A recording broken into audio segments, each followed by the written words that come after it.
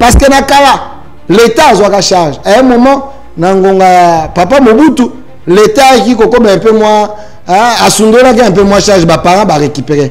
L'État a l'habitude, il y a une responsabilité. Alors, l'État a raison. L'État a raison. Et vous avez vu que Ezaki Mwabitumba n'est bandé. À compte ici 50 000 nouvelles unités sur la liste et à paye. Ça, c'est au début de la gratuité de l'enseignement. 100 000 non payés et 50 000 nouvelles unités. Au total, il 150 000 personnes. Ce qui veut dire 150 000 familles. Oyo, tata mokonzi ekolo, apesi misala, bakomi kofutama, chaque mois, pe bakotangisa, bakoni administration, bakotangisa. Misala ya liboso, otata, ouais, na secteur enseignement, otata mokonzi ekolo, apesi. Félix Tshisekedi. Nanzele la gratuité de l'enseignement. C'est que j'ai dit, les gens, baillent bien. Et la situation est continuée jusqu'à ce que ces gens ont monté Bakou na bango et Ndeko Bakonga aille kolonga ministère il y a enseignement et d'idée Boudimbo. De ce continuer bateau va remplacer ye.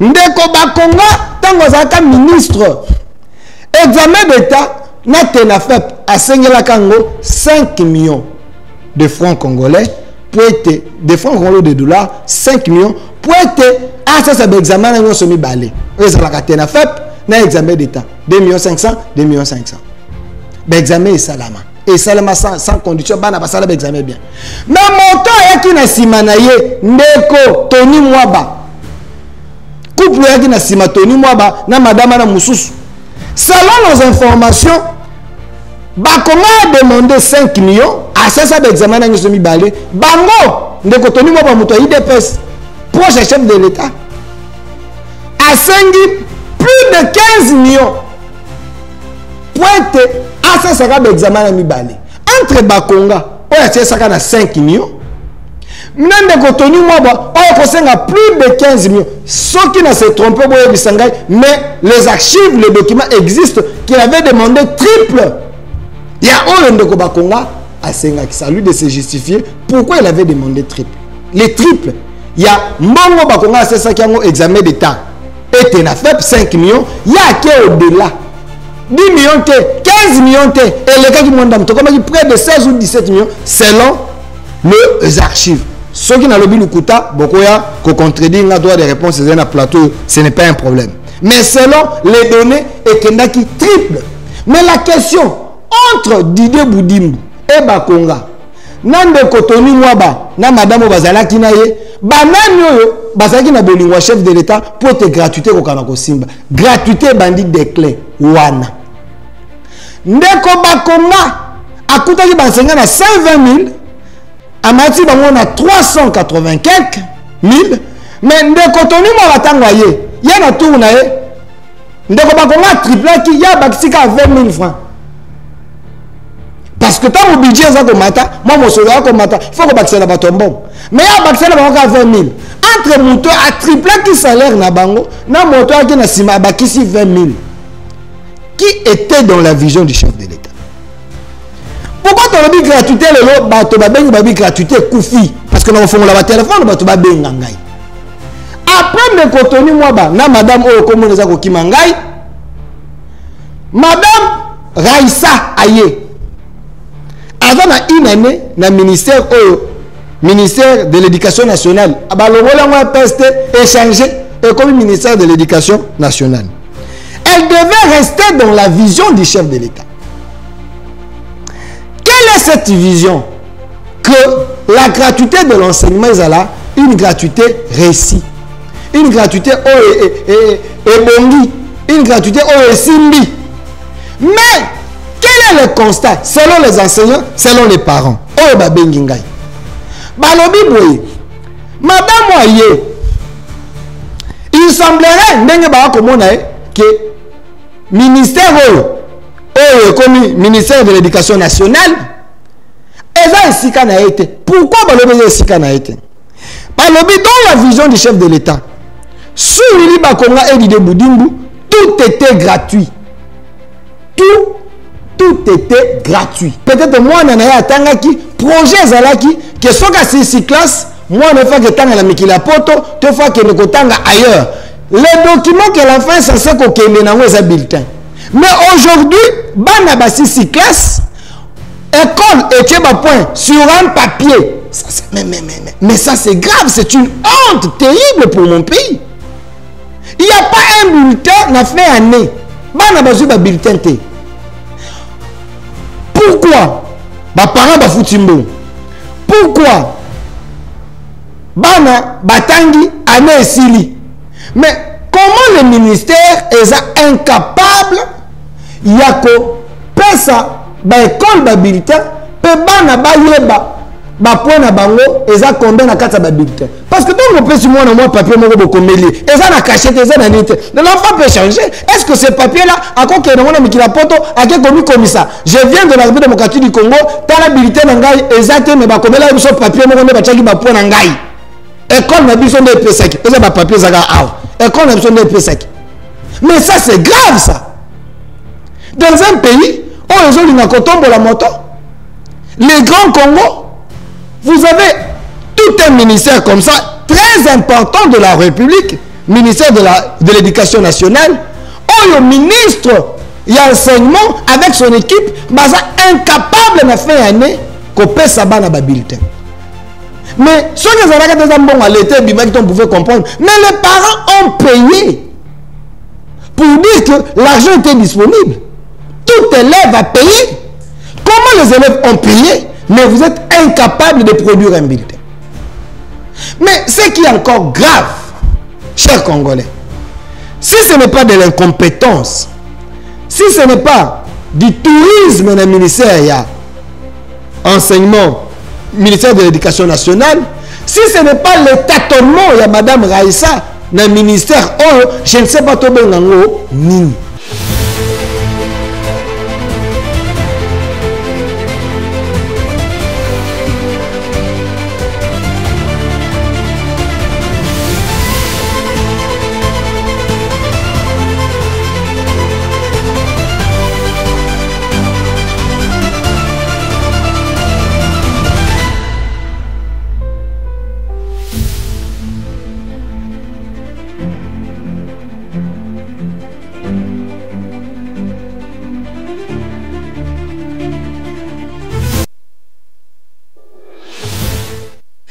Soyez le bienvenu, fidèles téléspectateurs, chers Congolais, Boza Kolandabiso, partout dans le monde, aussi en direct sur notre chaîne YouTube au centre TV. Awa, Toza Kosolola, Nabino Ndeko Jérémy Foueta, qui est du côté de la réalisation. Il est en train de nous aider sur YouTube. Vous êtes en train de comprendre que Moussala Ezali, mon aîné Awa, Toza Kosala Moussala, na Ndeko Jérémy Foueta mbote na yo bisiko zali mbote na ba Congolais ba kolanda biso partout dans le monde parce que l'actualité reste dominée par l'accord dont on parle. Il y a également le propos, il y a prélat et ceux qui sont en train de faire. Wana ndezali kotungisa mingi mwa ba Congolais. Jérémy, gardez le sujet là sur YouTube, hein? Sur YouTube, gardez le même sujet et on va t'envoyer notre sujet à la télé. Voilà, nous sommes en direct, on est en train de travailler chez Congolais. Nous sommes en direct sur notre chaîne YouTube au Centre TV. Vous nous suivez aussi en direct sur Communication Plus Télévision. Aujourd'hui, spéciale émission dans le secteur et enseignement, secteur et éducation. Tokobeta lisolo, pe tokobeta masolo politique. Bino bato bozali kolanda biso sur YouTube. Mon sujet zali a bien affiché. Le président Félix Tshisekedi, est-ce le sauveur ou les vendeurs de la République démocratique du Congo? Tshisekedi a sauvé Congo, toyende ateki Congo. Parce que Batebele ba kolobete Tshisekedi est le sauveur. Monsieur Balobi, non. Ce régime de Kassaïens, selon Bango, ce régime de Kassaïens, ce régime de Balouba, ils ont vendu le Congo. Il y a un des alliés, mais tout na oyo, mais nous sommes ici. nous travaillons, nous allons expliquer, je vais ouvrir les téléphones, Bessika Bozali, en direct sur YouTube au Centre TV, aussi na Facebook Communication Plus, dans la plateforme Nabiso et Belé, vous allez appeler en direct pour participer. Na 3 numéros vous allez afficher. Ndeko Jérémy Tchelanga ba numéro misat vous allez afficher wana pour que les gens bakoka nako participer. Alors, chers Congolais, avant que nous puissions parler de la politique en général, si réellement le président Félix a vendu le Congo, ou si le président Félix, c'est lui le sauveur et à Congo, mais n'a préféré dans le secteur moko ezali ko déranger ba Congolais dans secteur na secteur renseignement, il y a des sujets qui dérangent des Congolais. Bande ko bobenginga ebele. Boyebisinga ndeko Delphin na bande la sujet o tosola kinabino sur l'enseignement.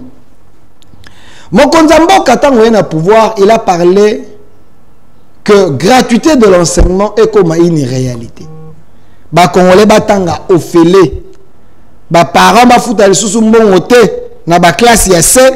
Si Dieu fait grâce, mboka oyo ndenge tozali ko récupérer ngo ndenge mokonzambo lobby.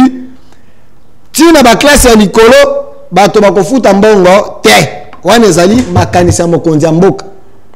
Mais si koyo bato musu balobi te, gratuité oyo il faut simba, mais si balobi faut simba te. Parmi groupe ya bato balobi gratuité faut simba, tout le monde est bandeli. Il y a gratuité de l'enseignement, mokonzambo kaponaki, ndeko Willy Bakonga, je m'excuse, nandeko Dide Budimbu. Oyo babandaki ministère oyo ya EPST balobi ete to kumba gratuité pour être volontaire mokonzambo ka ezala palpable, ezala une réalité publique peuple ACP là.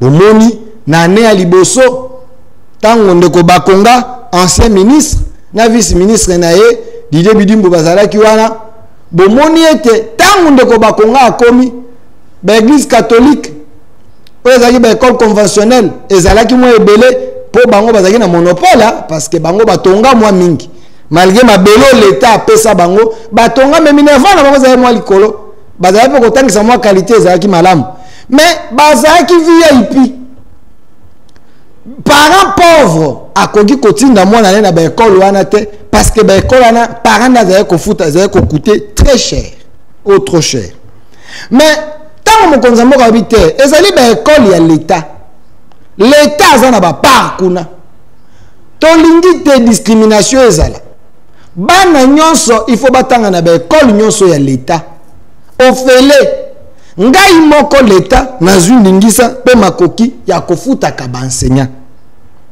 aibisi bato école catholique bato bazana ba école conventionnelle. Moi l'état je vous impose d'accepter tout Congolais quel que soit ranaye akoka koya na ba école na bino kotanga ofele ngai moko na kofuta ba enseignant ngai moko na kopesa frais de fonctionnement pour être boko kana kosala musala.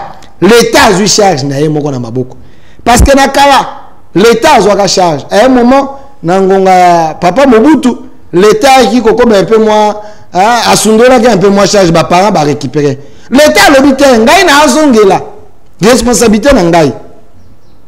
Alors na ela oyo wana bato mususu balobi l'état a na raison mususu balobi l'état a na raison te. Et vous avez vu que ezaki mwa bitumba ne bandeni. Mais qu'est-ce que M. Willy Bakonga et Dide Budimbu basalaki na bandeli? Ils ont trouvé bateau bazaki ba non payés sur la liste, les non payés. Pendant 18 ans sous régime ya Kabila, les gens bazaki ko futa mate, motoza na matricule na ye, mais futa makate, na ebite soki ezaki motema mabe to ezaki nini.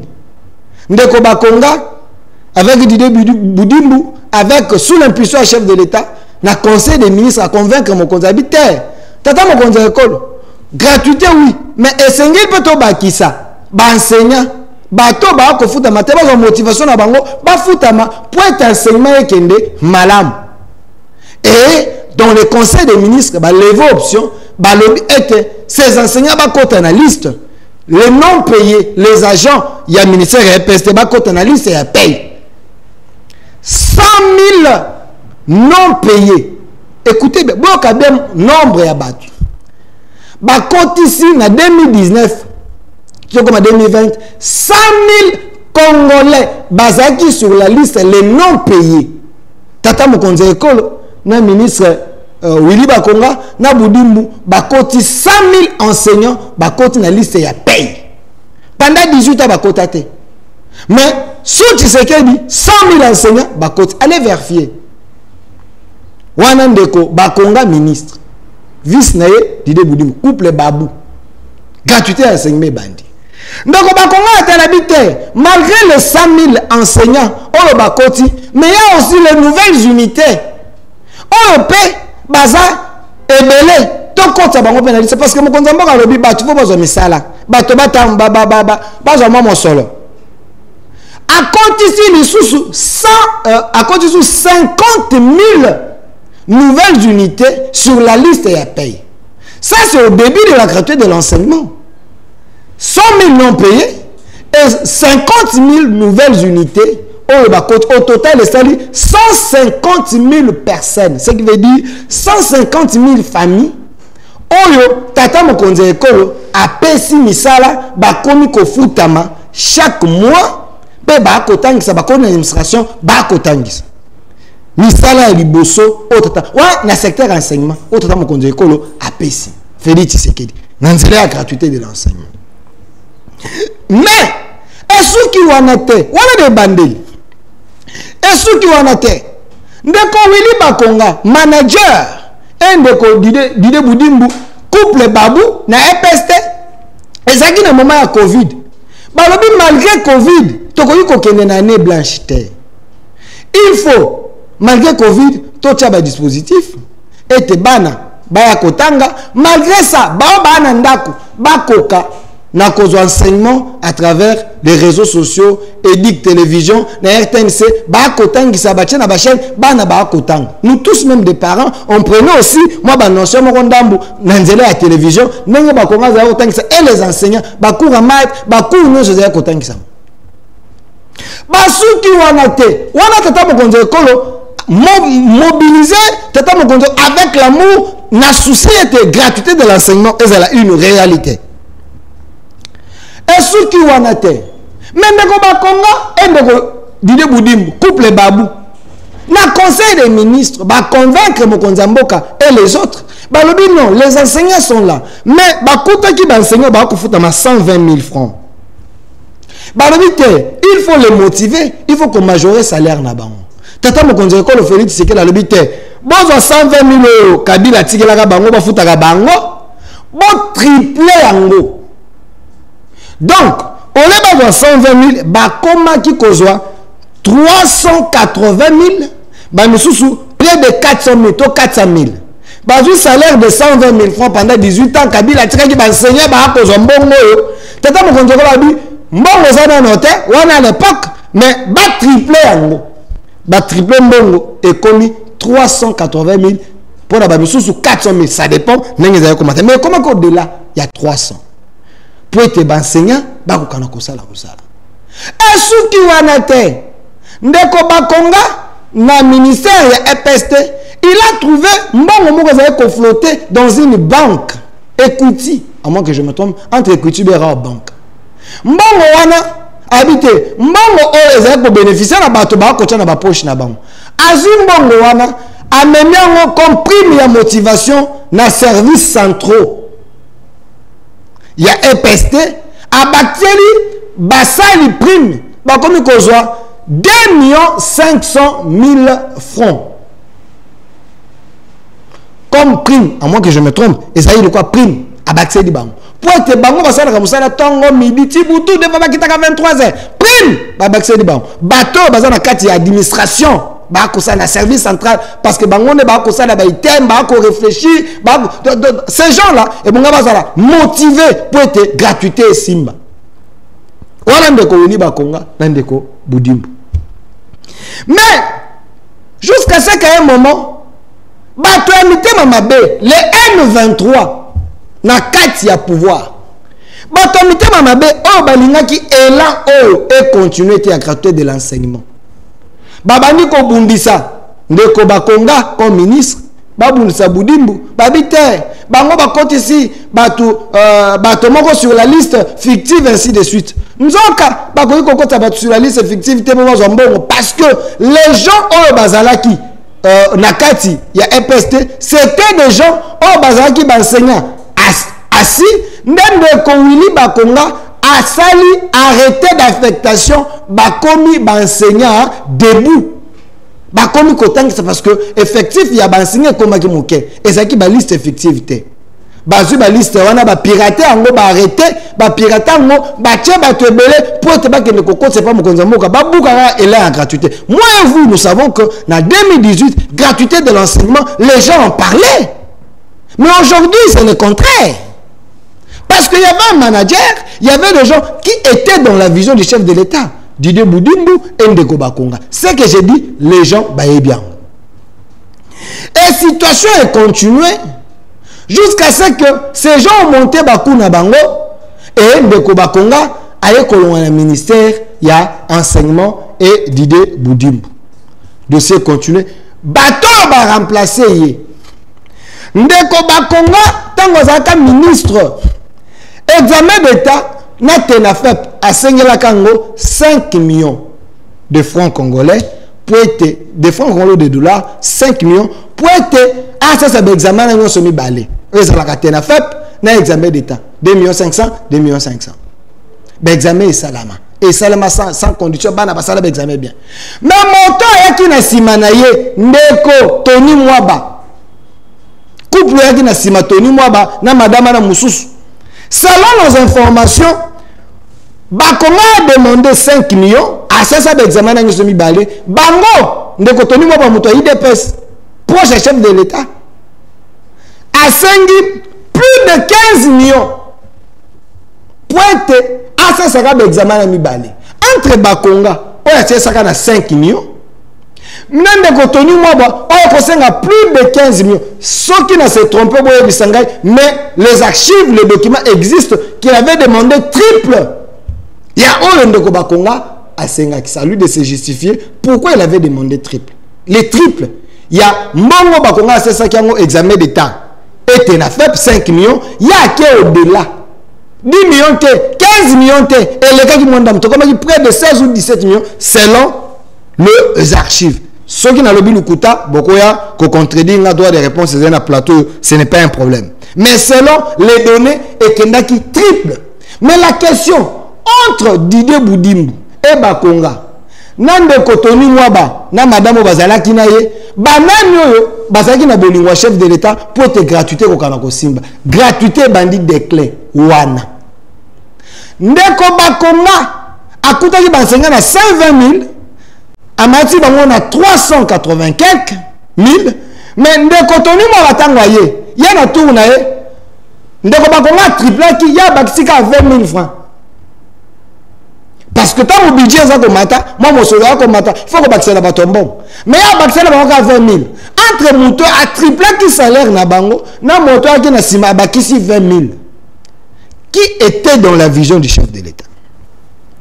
Pourquoi tu as dit gratuité le lot, bato babengi babi gratuité koufi? Parce que nous faisons la téléphone, bato babengi ngai.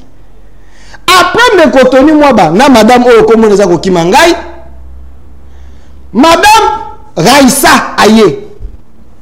Avant une année na ministère de l'Éducation nationale, abalongola moi PST échangé et comme ministère de l'Éducation nationale. Elle devait rester dans la vision du chef de l'État. Quelle est cette vision?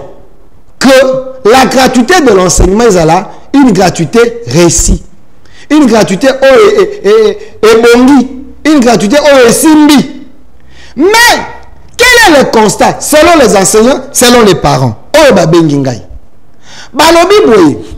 Madame Moye, il semblerait que ministère comme ministère de l'Éducation nationale,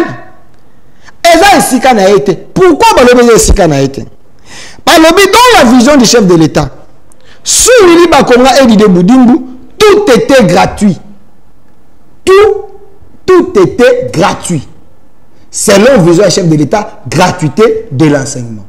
Parce que les Minerva, les gens ne payaient pas. Frais de fonctionnement, c'est l'État qui donnait pour que les parents ne sentir charge. Moi, je suis quelqu'un à Tangi et si je suis PC bulletin, je suis mentionné. Mais, sous Madame Raïssa, et là, quand Liboso, bulletin, sous Bakonga, et Zaki Ofele, n'a dit de Boudimbo. Sous Madame Raïssa, bulletin Basengi, 1500 francs. 1500 francs, équivalent à $2000. $1 divisé par 2. Mais ceux qui ont compté en gros, nombre d'élèves au Bazar Congo, et comme Mbongo, est belé. Ce qui veut dire, le bulletin est sous gratuité, et comme bulletin Bako Somba. Wana est déjà à l'encontre révision chef de l'État la gratuité de l'enseignement. Parce que frais de fonctionnement, l'État le doit couper. Dans frais de fonctionnement, bilité ezali, bakre ezali, bilo union sur ezali. Mais ndenge ni maman Raïssa a commis ko sengambon. Pourquoi? Parce que ça mon kondia ministère de l'Éducation nationale. Yango tolobi yé. Parce que impulsion ko te pas naïe. Vision sectorielle, il y a ministère et où te pas naïe. De deux, photo, passeport. Et ça, à compte, il y a frais de fonctionnement, il semble. Parce que, bah, n'attend pas qu'il école, n'a pas droit, nous sommes, bah, pour ça, bah, n'a pas photo, n'a pas bah, n'a pas école, il y a tout un service, bah, quand il y a une photo, bah, tu n'as pas dit, ainsi de suite. Mais, comme que les enfants, bah, foutent en bon, 4000 francs. Plus $1. Faut autant d'élèves, na Congo. Ce qui veut dire, gratuité longue, n'a compte à frais de fonctionnement, les parents, bah, comme ils foutent. Pour moi, à ça, la raté. Parents n'aiment pas foot. Donc les parents payent. Troisième éloque, Maman Raïssa, ministère de l'Éducation nationale, à 5000 sous, n'a pas 9000 francs, il y a frais, il y a numérisation. N'engue bato ba komi na maboko. N'engue ba komaki, n'engue ba kani. Ce qu'on peut pas numériser fichier à moine. Il faut payer 9000 francs. Ce qui veut dire, katikati, il y a $5. Ils ont équivalent de $3. Donc, moi ne compte pas mon athée, moi ne compte pas parent. Ça veut dire, parent a commis qu'on fout. Mais les questions qui méritent d'être posées, est-ce que c'est ça la vision du chef de l'État, tant on a dit gratuité de l'enseignement? Comment expliquer en 2019, les gens ne payaient pas, mais en 2025, la gratuité devait évoluer, vu que en 2019, budget a près de 4 milliards, mais en 2025, nous avons 16 milliards. Ce qui veut dire, à l'époque, en réalité, mais à cette époque, il y avait budget Ndambo, avec le leadership de M. Bakonga et Didier Boudimbo, les gens ne payaient pas. Mais aujourd'hui, nous avons un budget de près de 16 milliards. Dans le secteur, dans le ministère, on a pompé un peu de moyens et les enfants payent. Comment expliquer? Donc, il y a un problème de leadership, dans la tête, il y a un ministère. Il y a un problème de technicité, dans la tête, il y a un ministère. Toquer encore plus loin, parce que je vais ouvrir le téléphone à sujet à Liboso, parents Bobing. Aujourd'hui, sous règne, il y a Madame Raïssa, les parents s'inquiètent. Malgré qu'ils ont payé 1500 francs, il y a un bulletin. Malgré Bafouti, 4000 francs, il y a un photo passeport. Malgré Bafouti, 9000 francs, il y a une numérisation affichée à moi. Bana lelo basili si classe. Proclamation et salami. Mais, l'école, ton ministère, après si bana ba bulletin te. Je défie tous les parents au bas kolandangai. Ba parents oyo na fait année ba keko signé ba PC bulletin à moana. Abenga biso exception ya zo ki bulletin. Comment expliquer? Le bulletin, c'est un document très important qu'un enfant est censé, il y a cause on a fait année, on est allé ko sanctionner mention naïe à travail qui m'a l'amour, toi travail qui m'a bé. Il y a des parents, on peut-être moi n'en a atteint qui projet zalaki que soit que si classe, moi ne fais que tanga la mikila poto, deux fois que ne kotanga ailleurs. Les documents que l'enfant est censé ko kende na weza bulletin. Mais aujourd'hui, bana basi si classe, l'école était un point sur un papier. Mais ça c'est grave, c'est une honte terrible pour mon pays.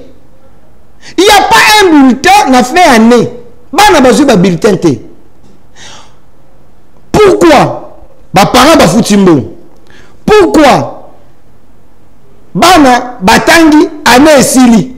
Mais comment le ministère est incapable yako pesa ba école ba bulletin pe bana ba yeba ba point na bango eza combien na kata ba bulletin? Parce que donc on peut sur moi papier moko bokomeli eza na cachette eza na nite. L'enfant peut changer. Est-ce que ce papier là akoko ke na mikila poto ake komi comme ça? Je viens de la République démocratique du Congo, tala bulletin na ngai eza me ba komela biso papier moko ne ba tchaki ba point na ngai.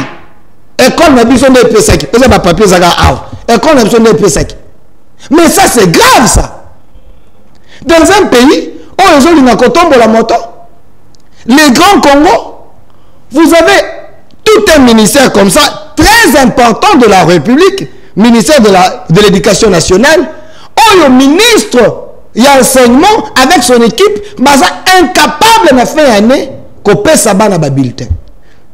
Mais ceux qui ont des ambons à l'été, on pouvait comprendre, mais les parents ont payé pour dire que l'argent était disponible. Tout élève a payé. Comment les élèves ont payé, mais vous êtes incapable de produire un bulletin?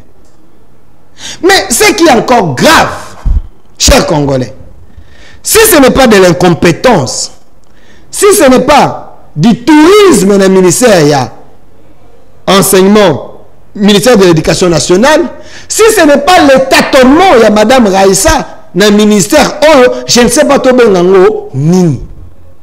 Aujourd'hui, il y a les enseignants. Oyo, Baza, n'est par rapport à la vision, il y a ministre, na tête, il y a ministère. Nous avons des services. Une fois de plus, service national d'identification, oyo bachaka ba caché na ba bulletin. Madame Raïssa, selon les informations, service a suspendu service au WAN. Et on a 30 000 agents. Oyo, basalaka, bateau, babetaka, bakaché na bité. Oyo, service national d'identification. Vous arrivez à supprimer service au WAN. 30 000 agents, botier bango wapi, affecté bango na service nini. À la fin, nous avons, année sili, oyo bana bazu ba bulletin, te. Avant de faire le téléphone, na zongi le panabino, ba kongole ba kolanda biso.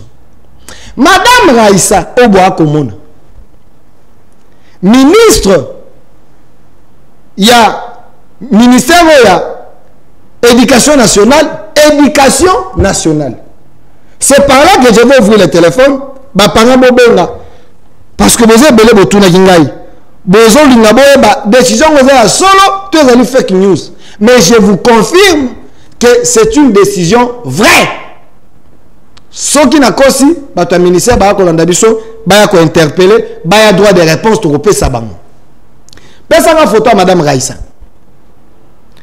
Maman, on voit comme on. Moi, c'est Maël, moi, c'est Aboignan. N'a évité, tu dois confondre le ministère. Ministère de l'Éducation nationale.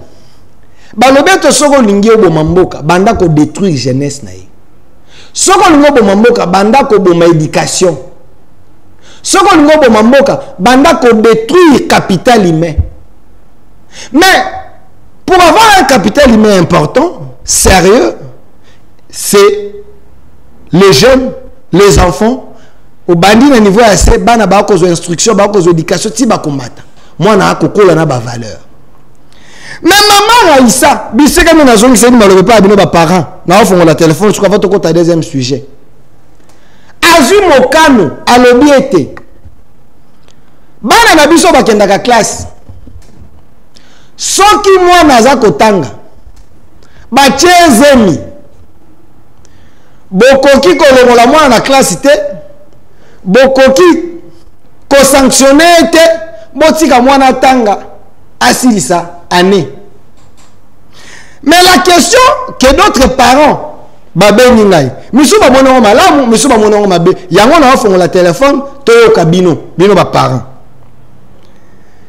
Est-ce que cette décision Et ça pour encourager banate, qu'il y a une dépravation des mœurs. Parce que l'enfant doit avoir peur. Aïe ba été n'enye na komi comme on a ba période nangai. Donc il faut na banga ko sala ce qu'on appelle les rapports sexuels avec collègues nangai, avec moninga nangai à classe, avec professeur, avec les yamoko tele msanga na quartier. Parce que ceux qui na sali en conséquence ça na zoazemi. Ceux qui na zoazemi classe nangai ko kata. Na ko perdre ela ya ba étude nangai. Sur ces fonds na comme femelle cause en classe za boulot. C'est aussi une forme ya ko discipliner moi ya ko l'accès le danger. Mais comme Madame Raissa dit que moi na nyonso soki oza mwana mwasi wa kotanga bangondolio ba chozemi l'état akobenga na école te, il y aura pas de sanctions yaka kotanga no ngolingi. Est-ce que cela ne va pas motiver les enfants? Il y a kokene na banti valeur. Décision wana ezali malamo to ezali mabe. Yango ne mituna. Décision Madame Raissa, mais ce balobi et ça bat tâtonnement. Voilà pourquoi ezali sika na été à cause de la décision à bongoté. Yango biso ba parents ceux qui toana ndako to yebisa kamwana, ceux qui ozuizemi obebisa venir na yo. Ceux qui ozuizemi classe no katana, ceux qui ozuizemi oko retarder. Quel âge na yo? Qu'on nous imiter. Tant qu'on nous a diplôme. Si on a diplôme, il y a primaire. Aussi qu'on a certificat primaire, il faut nous avoir diplôme, il y a humanité. Si on a humanité, il faut un diplôme, il y a université. Après, si on a ici, on a libala, on a zemi, on a koken. Mais tant que maman Raissa a vu beaucoup dans le bête, moi na zwana yo zemi. Quel âge on a? Est-ce que ce n'est pas un moyen d'encourager l'enfant? D'encourager nos enfants n'a pas bêtise. Parce que comme vous dites un enfant, 14 ans mon kata na yote. Donc, bango na bango bana ba uniforme ba ko tchana zemi na kati ya classe. Ba tchani zemi. Tant que ba tchani zemi, bon na za ko yana classe avec l'état. Maman Raissa si alobaki moyen contrainte mon côté ezali. Vous les parents, bobandi boni. Vous les parents, est-ce que gratuité à l'élo? Ben école, gratuité ezali susu. Gratuité n'est pas tu es commis gratuité moko payante, tu es commis gravité de l'enseignement. Na fongoli ba téléphone bino batu ba kolanda biso bobenga be réception makasi na bino ya liboso. Quelle est votre analyse par rapport à la gratuité de l'enseignement lelo? Mokonza mboka kolanda bino ayoka aneza ko banda kalakiao ayoka po ete babongisa aneza ko ya gratuité c'est le mandenge sengeli. Est-ce que décision Madame Raissa a eu ezali malamo to ezali mabe? Pourquoi mes parents basomaki ba bulletin na bango na suka bazui ba bulletin te? Pourquoi bana ba ko futsa bango bambonga ba photo? Bana ba ko futsa bango bambonga ba numérisation? Quelle est la lecture de ce commissaire par rapport à la gratuité de l'enseignement? Et la décision que Madame Ministre Raissa a eu par rapport à bana o baza kotanga ceux qui a eu zemi a continuer kotanga.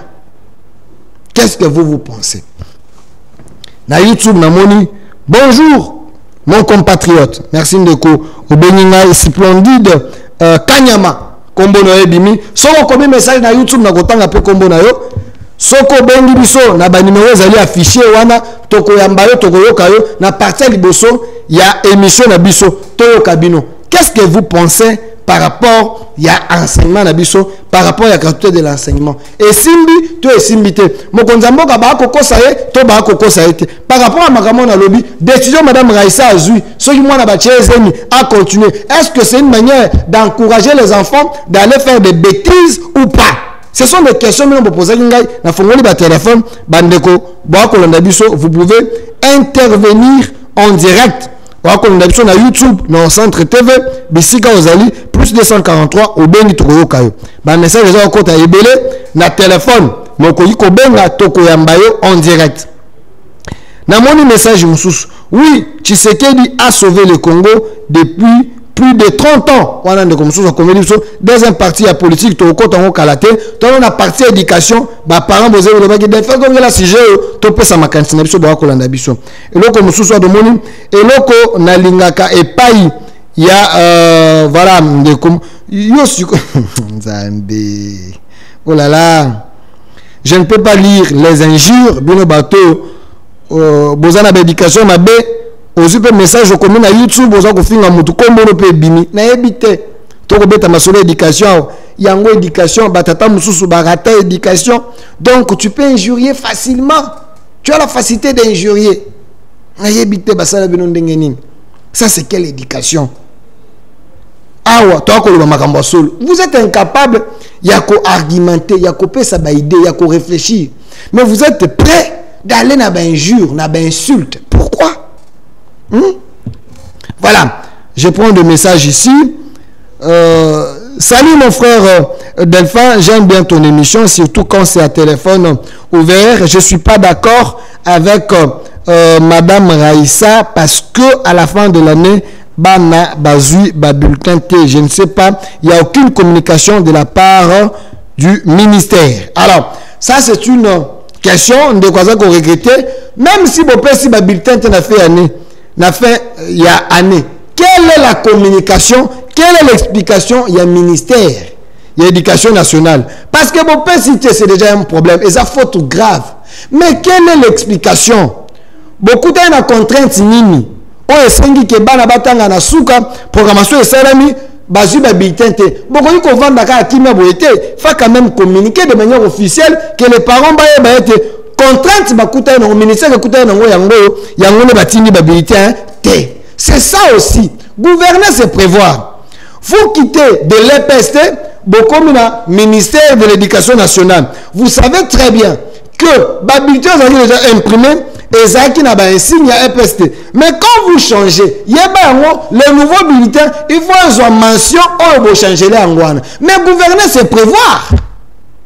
Vous avez changé le nom du ministère, ça fait déjà une année. Mais il fallait prévoir que n'ayant pas changé boye, Nasuka, il faut tout imprimer le bulletin avec mention Yassika, ministère de l'Éducation nationale. Si c'est ça le problème, pendant une année, quelle est l'imprimerie pendant une année et qu'on dit qu'on imprime le bulletin de mention Yassika? Si ce n'est pas de l'incompétence, si ce n'est pas la légèreté dans le ministère, le ministère technique. Ici, tout ça contre mon total, mais on est en train de réfléchir, hein, parce qu'un ministre, c'est un serviteur. C'est un serviteur. Un serviteur, il faut je prends notre message. Salim Deko, je vous suis depuis quelque part. Ton émission est Zalaka. Malamo, Lobola Bango va changer s'il vous plaît. Merci. Nabandeko ba kolanda biso. Okoyiko komana WhatsApp numéro Zalana, je vais lire. Ton anormal, to bengi na appel normal, to koyokayo, opesa biso makanisi na yo par rapport ya secteur ya enseignement ndenge na lobi makambo boyoki yango awa. Bino bozala aboka na ndako ako loba Delphin loba mais ba biso benga yo ko bipengai. O bipesko pona nini? Appel. Allô? Allô? Allô, bonjour. Bonjour, ndeko bengi biso pour le biboni. Nazana munga pula. Tozo kayo. Éducation nationale awa. Loba makasi tombola mongongo. École ya l'État. Ah. Soko bana bazotanga, bazobake matango bien professeur ba natanga take minerva mbona nazana na bank para oyeba te. Et wana bazobe bazobo mtabana. Ok, merci. Wanezali, papa reproché par enseignant. Alors, il y a les enseignants, oyo, va perdre elengi ya kotang, je ne sais pas pourquoi, parce que balobi était atangisa, toi atangisa te, ok, nous avons bon na banque. Ce qui veut dire, comme on a déjà enregistré la banque, l'enseignant ne sait plus faire les efforts pour donner le meilleur de lui, parce qu'à côté la carte date. Régularité, chaque fin du mois, code de comélier à quelque chose bon on a banque. Ça aussi, nous devons interpeller les enseignants.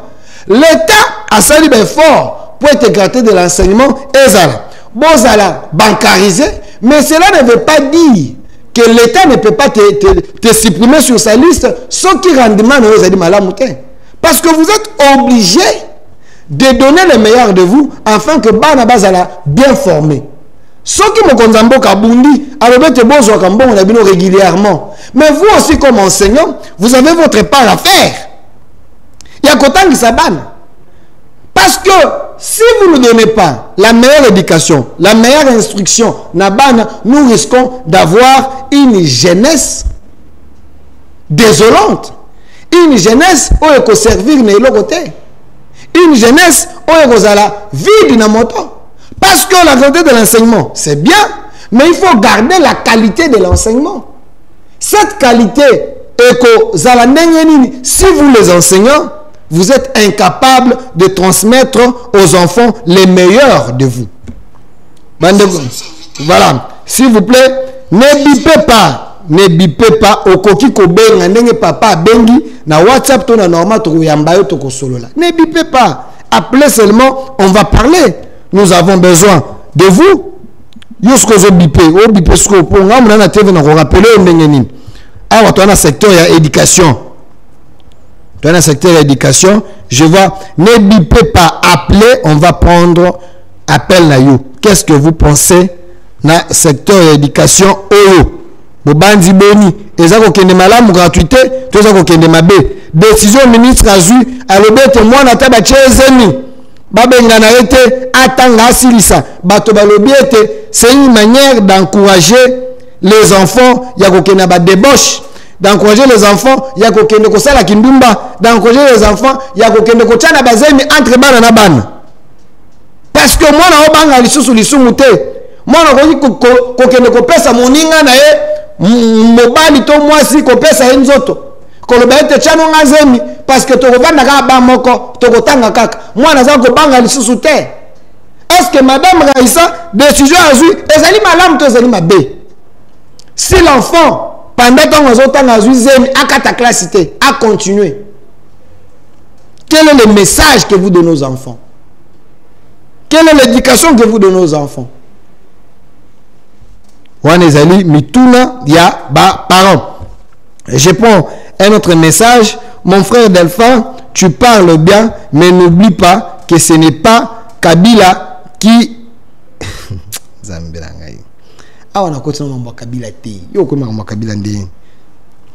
Bonjour Delphin, je m'appelle Jacques Yanga, j'aime beaucoup ton style, le Congo dans l'enseignement.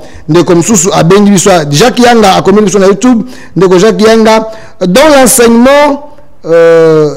l'enseignement a complètement échoué depuis les années 1997. Tout était perdu dans l'éducation.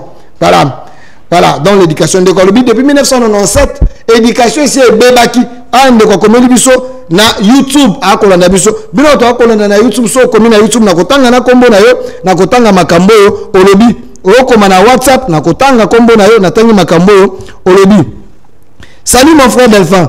Pourquoi ne pas chercher une bonne personne à la tête de ce ministère pour sauver quand même le mandat du chef qui reste? Merci à vous de nos commis. Voilà. Salut Ndeko Delphin, est-ce que tu as un problème personnel avec Madame Raissa ou pas? Oh, j'ai pas un problème personnel avec Madame Raissa, je ne la connais pas.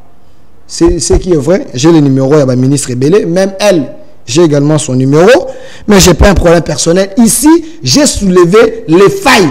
Selon les parents, selon les téléspectateurs, oh, Batinde Libiso, j'ai vérifié, j'ai trouvé que c'est vrai. Dans le ministère, il y a enseignement, année au lieu de gratuité, il y a 1500 francs, il y a bulletin, il y a 4000 francs, il y a photo passeport, il y a 9000 francs, il y a numérisation. C'est des faits réels. Et puis il y a une décision, un ministre est tombé, que moi, il y a moi si, il y a Zuizemi, Tanga, Akata classe. Maintenant, certains parents un encouragement na bana oyo baza kotinda bango classe bango ba koki ma classe bakena ba hôtel bakena ba simandako batika na kaza basal bachani bazemi. Ça c'est un encouragement na bana ete ba continuer ko sala biloko bongo selon certains parents. Yango nazali ko analyser et je pose la question, qu'est-ce que vous pensez de cette décision? Qu'est-ce que vous pensez de la gratuité de l'enseignement? Ce n'est que des questions simples, il n'y a pas un acharnement contre le ministre. Non, on s'acharne pour le quoi ministre pour nani? Est-ce que nous avons fait un bon? Il nous reste 5 minutes avant de prendre le sujet politique, purement politique. Salut mon frère, tu es courageux. Merci na Félix Tshisekedi pour la démocratie. Si c'est un démocrate, hein, c'est un vrai démocrate. Bandeko, c'est un vrai démocrate. Mais ici, la presse a la liberté d'expression. On m'a baissé qui tout ça qu'on injurié. Mais quand nous relevons de points où ils sont importants, c'est une manière d'aider également nos dirigeants. Au Barakolanda Biso, Bayokape sont des cloches publiques.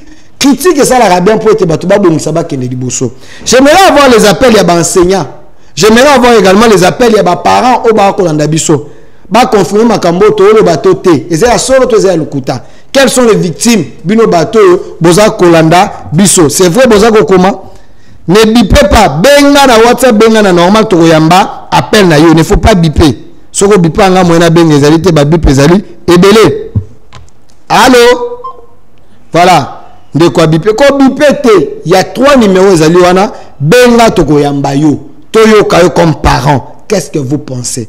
Toyo comme Yaya, qu'est-ce que vous pensez? Toyo comme Noko, ni Nozoko Banza. Parce que nous sommes dans un pays où la République démocratique du Congo. Dans la démocratie, le pouvoir est passé à la peuple. Le pouvoir est pour les peuples, par les pouvoir du peuple pour les peuples et par les peuples. C'est ça la démocratie. Pouvoir et ils sont dans le peuple. Ah, aux Koloba. Ce qui m'a bien salami na néo-médical na ministère de l'éducation nationale, tant que Koloba, ba service ya mokonza Kolanda biso, ba service de sécurité Kolanda biso, ba kosa la rapport au point à mokonzi Koloba dans le secteur na regardez des problèmes qu'on a soulevés. Tant que na conseil des ministres, le chef a les informations parce que le chef peut avoir les informations de manière officielle et de manière officieuse. Ce qui veut dire tu es en babandeko ba ko benga biso. Allô? Allô? Allô? Siko ndeko bengi wa kolobate soki obengi omoni bandi ko tanga epai na yo lobamba la moko peut-être image na télévision ko ya na moi retard mais soki bandi ko tanga yo lobamba moko okomiyoka na TV ne bipe pas. Sozaki toche maramba musique yawa mbang. Mais sur la éducation, nous avons des enfants à la maison. Tant que nous les richesses à Congo, il faut partager avec les Congolais. Il y a un moment qui est la gratuité de la maternité et qui est la gratuité de l'enseignement. Parce que nous avons été à une bonne enveloppe, à Congolais, non. L'argent, les richesses à Congo, nous Congo, partager une action. Où ils ont intérêt à bâtonner. Gratuité de la maternité, gratuité de l'enseignement, gratuité de l'université, gratuité. De façon que Congolais, aux qui ne pas se foutre service à offrir. C'est comme ça on partage. La richesse avec le public. De façon que bateau ba salaire. Allô? Ne ko bengi biso pour le biboni. Pour l'émission Loba makasi toyo kayo. Nenga loba ka intervenir pour l'émission direct. OK, toyo kayo. OK, la yebi boye. Bozana Jean. Parce que enseignement pena touro et de voir maman ta ba billet on va pesa bana ba billet ba photocopie. Est-ce que même cette émission de temps to tikala ko zwa ta billet photocopie année au bazo pesa bana ba billet photocopie. Il y a d'autres écoles même kutu ba boy kutu ba billet ko c'est la billet wana. Ministre pena ane ko changer bon la na mama kanisi.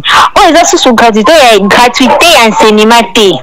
Et ça gratuité enseignement c'est pas parce que biso de bi que na école à l'état chef de l'état n'a pas qui gratuité enseignement et ça qui non c'est ça au fil mais la ministre billet comme il y a kosomba il y a d'autres faits qu'on paye à tabino moko voilà toujours bon ma vision chef de l'état tout contribuer na vision et ce n'est pas vraiment bon donc ameka ko changer ça sera un peu bien. Merci maman la contribution. Comment ça moi si allô maman. Allô papa. Nalobi décision au ministre Azobi mwana mwasi tango azotanga attention kazana zemi akata classe te bino mona onde komba boti. Papa décision là kutunga déjà na sepele na ngote eza décision mo eza mabe parce que mwana est-ce que ye ministre alo ba ke mwana continue kotanga l'état me yem ta ko futa minerval ye ministre am ta ko futa le minerval. Il faut avant pas parce que je mes na ba caprice nango. zemi eza na ba caprice nango. Comment te fait-il moi na ba santé to zemi akendaka nango classe et pourtant que zemi eza na ba mambo ebele.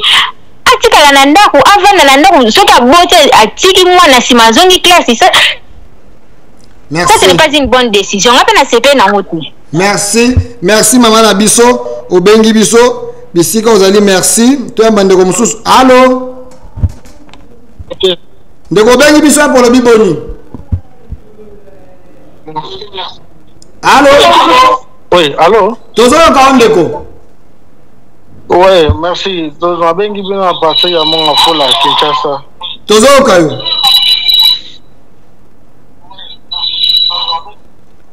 Tozoyo ka yo. Oui, na bengi bino à partir ya mon afola Kinshasa. Loba ndeko. Ouais, na nyana loba boye. Tango bato bazo critiquer, il faut bato bazo critiquer wana. Botu na rompe ba question. Par exemple, maman lobi que école esengi ba sengi mbonga bulletin. Faut yeba. École wana esengi bulletin eza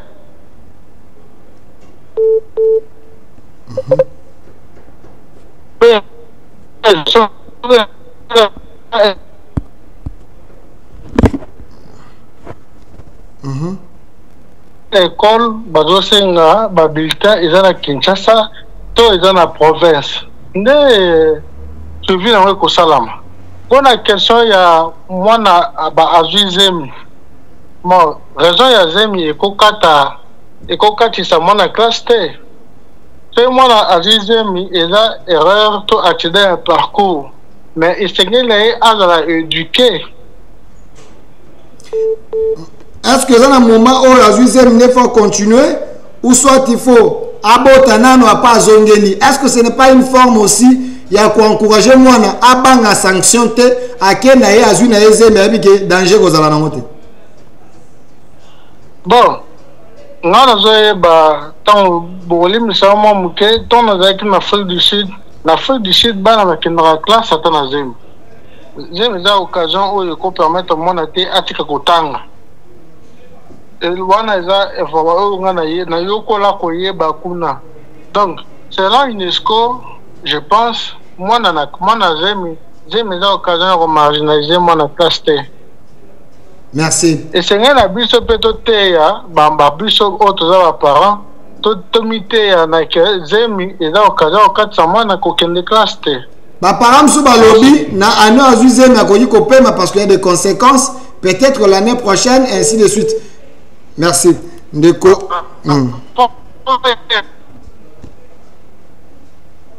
Ok. Merci. Tozoa. Ndeko Moussou.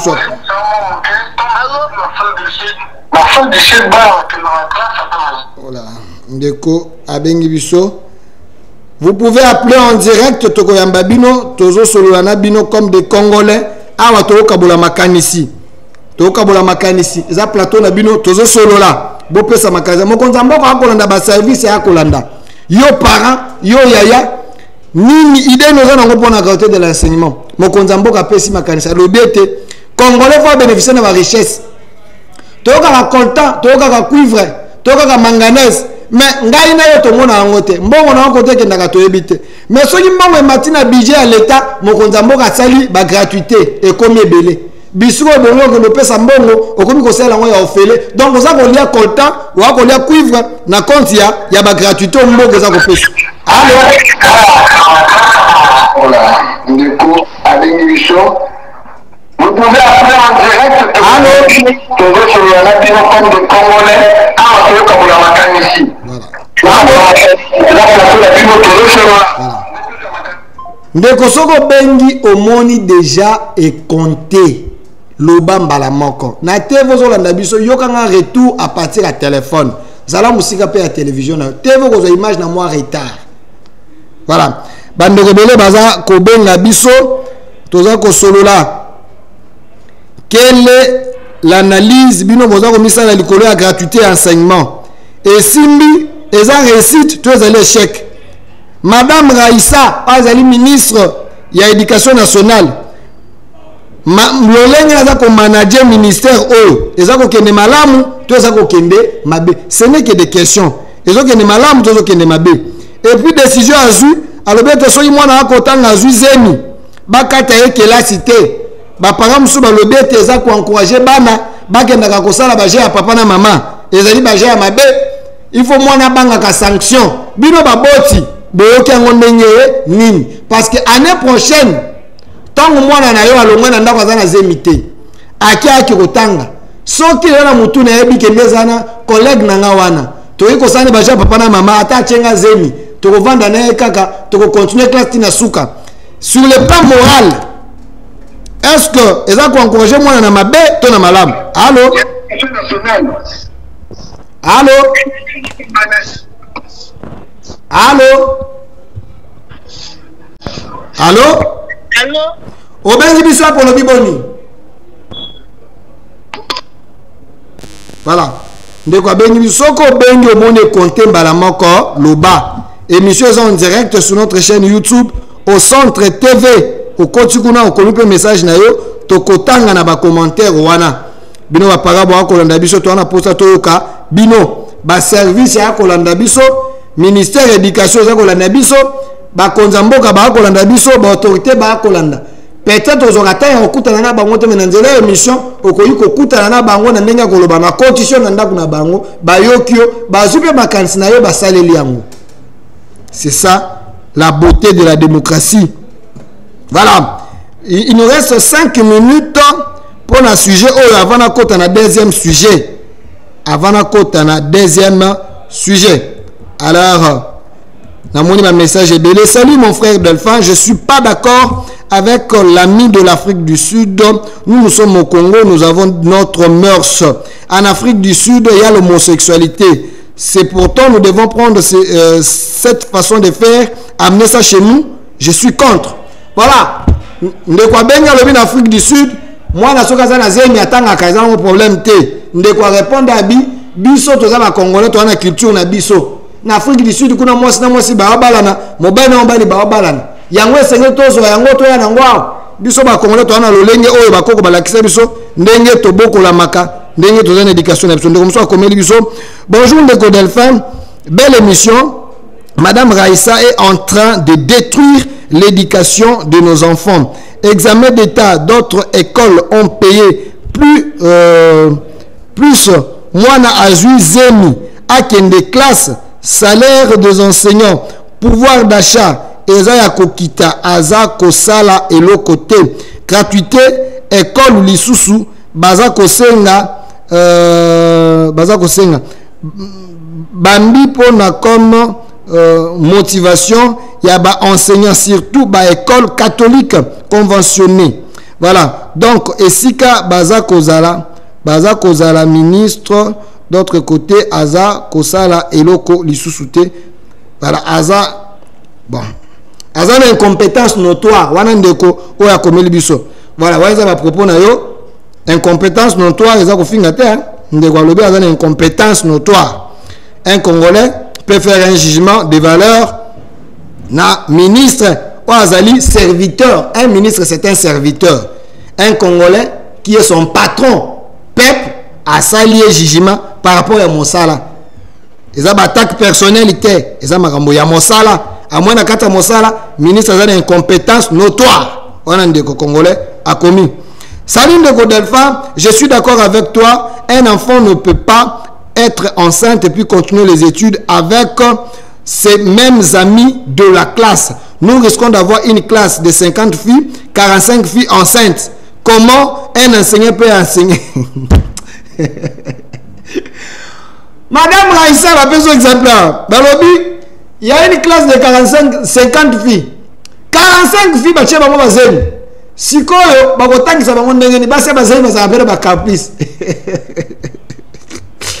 Oh là là, le Congo mon pays. Mon frère Delphin, notre chef de l'État est bon, mais il est mal entouré. Même les gens qui travaillent avec lui ne l'aident pas. Par exemple, cette dame Raissa, ses décisions de permettre l'élève enceinte de continuer les études avec ses mêmes amis, ça c'est toucher les fonds. Voilà. Quand on parle de l'éducation, tout commence à la maison. Mais si Madame Raïssa ne sait pas éduquer ses enfants à la maison, en leur disant, quand vous êtes à l'école, il faut éviter de tomber enceinte parce que demain, après-demain, il faut vous marier. Je suis très mal à l'aise de la voir à la tête de ces ministères comme patron. Voilà. Voilà. Bandeko, Bazali, Kolanda, Bisso. Voilà. Je vais prendre le deuxième sujet parce que ça intéresse également plus les Congolais. Alors, une transition, le temps pour moi de prendre le deuxième sujet pour qu'on continue avec des Congolais au Baza, Kolanda Bisso.